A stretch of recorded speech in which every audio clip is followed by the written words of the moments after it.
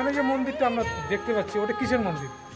এটা আমাদের একটা পারিবারিক দুর্গা মন্দির। এটা কালী পুজো হয়, আমাদের বাৎসরিক একটা কালী পুজো হয়, দক্ষিণা মায়ের পুজো হয়। আচ্ছা, এখন কি কালী ঠাকুর আছে ওখানে? না, এটা আমাদের একদিনই প্রতিমা তৈরি হয়, একদিনই পুজো হয়, একদিনই। চলে এসেছি চাকদা পালপাড়া ভবানীপুর গোস্বামী বাড়ি। এখানেও এই বাড়িতেও দীক্ষা দেওয়া হয়। এখানে রাধাকৃষ্ণের অনুষ্ঠানে বিভিন্ন রকমের প্রতি বছর অনেক রকমের অনুষ্ঠান এখানে হয়। আমি বিস্তারিত দেখাবার চেষ্টা করব। তো তার আগে আমি এই রাধাকৃষ্ণের যে সুন্দর বিগ্রহ সেটাকে দেখাবার চেষ্টা করছি, তারপরে মন্দির দেখাবো। আপনারা চ্যানেলের পাশে থাকুন।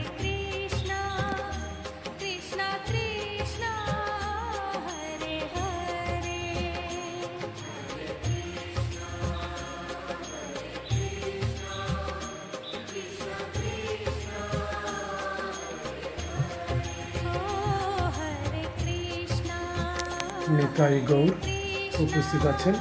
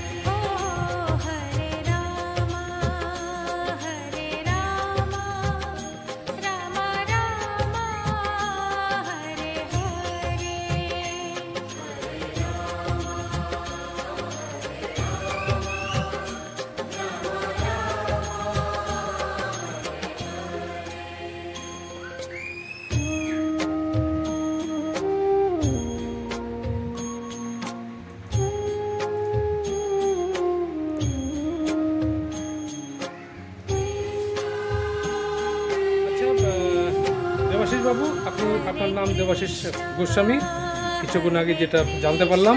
তো আপনি এখানকার ভবানীপুর ভবতারিণী সেবা সংঘ এটা। তো এই দীক্ষা যদি কেউ নিতে চান আপনাদের এখানে এসে, তাহলে তার কি কি দরকার এবং কোন দিন সেই ব্যক্তিরা আসবেন যদি একটু বলেন। অ্যাকচুয়ালি দীক্ষা নিতে গেলে লাগে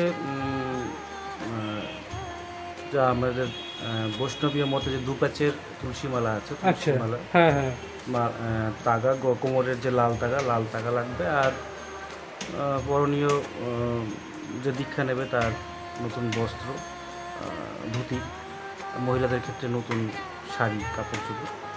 আচ্ছা, দিনক্ষণ কি? দিনক্ষণ অনেকভাবেই হয়, পঞ্জিকা মতেও হয়, আবার এখানে যখন নাকি অনুষ্ঠান হয় তখন অনুষ্ঠানের সময় দীক্ষাদান করা হয়।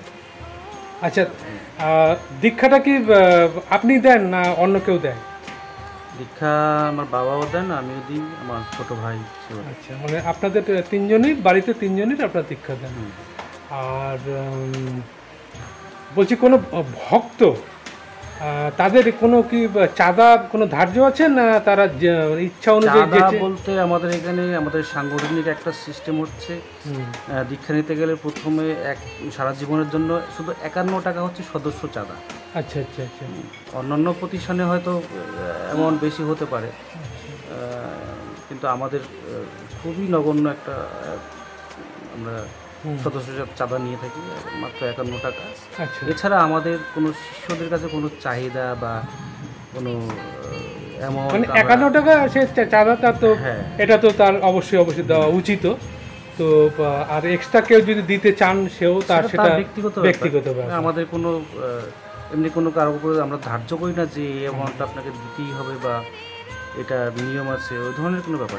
আর কোনো দূরের যদি কোনো ভক্ত আপনাদের এখানে তারা যোগাযোগ করতে চান তাহলে কোন লোকেশনে এবং কি নাম্বারে তারা যোগাযোগ করবেন? লোকেশন হচ্ছে শিয়ালদার থেকে আসতে গেলে পালপাড়া স্টেশনে নামতে হবে।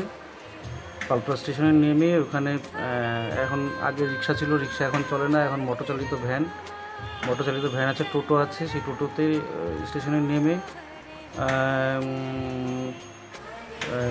রেলগেটটা ক্রস করার পরে এখানে স্ট্যান্ডে বললেই হবে যে ভবানীপুর গোস্বামী ভবন যাব। আচ্ছা, আমাদের এখানে লোকেশনটা হচ্ছে ভবানীপুর প্রাইমারি স্কুল, সরকারি প্রাইমারি স্কুল। সরকারি প্রাইমারি স্কুলের ঠিক বিপরীতেই হচ্ছে আমাদের এই আশ্রম।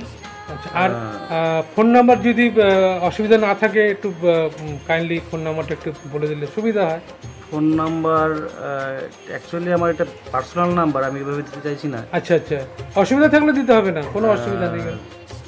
এমনি আমাদের অফিসিয়াল কোনো নাম্বার, আগে ল্যান্ড নাম্বার ছিল, সেই ল্যান্ড নাম্বার তো বন্ধ হয়ে গেছে। আচ্ছা, এই কারণে পার্সোনাল নাম্বার। আসলে দূরের কোনো ব্যক্তি যদি তারা মানে কথা বলতে চান একটু, অ্যাকচুয়ালি আমাদের এই ভবতারণ সেবা সংঘ, ভবানীপুর ভবতারণ সেবা সংঘ ম্যাপেও আমাদের এটা, গুগল ম্যাপে এটা করা আছে, দেওয়া আছে। যদি কেউ সার্চ করে ভবানীপুর ভবতারণ সেবা সংঘ সার্চ করলে গুগল ম্যাপে আমাদের এই সাইটটা পেয়ে যাবে, আমাদের সংগঠনের অ্যাড্রেস পেয়ে যাবে। ওখানে কিভাবে আসতে হবে এখানকার যে ঠিক আছে দেবাশিস অনুষ্ঠানগুলো হয়, বছরে কী কী অনুষ্ঠান হয় এবং উল্লেখযোগ্য কোন দিন অনুষ্ঠানটি হয় যদি একটু বলেন। এখানে বিশেষ করে সবথেকে বড় অনুষ্ঠান যেটা হয় এটা হচ্ছে দোল পূর্ণিমায়, যে আমাদের চৈতন্য মহাপ্রভুর আবির্ভাব তিথি উপলক্ষে দোল পূর্ণিমার দিন থেকে ওই দিন প্রথম দিন ভাগবত হয়, পরের 2 দিন নামযজ্ঞ, তৃতীয় দিন লীলা কীর্তন এবং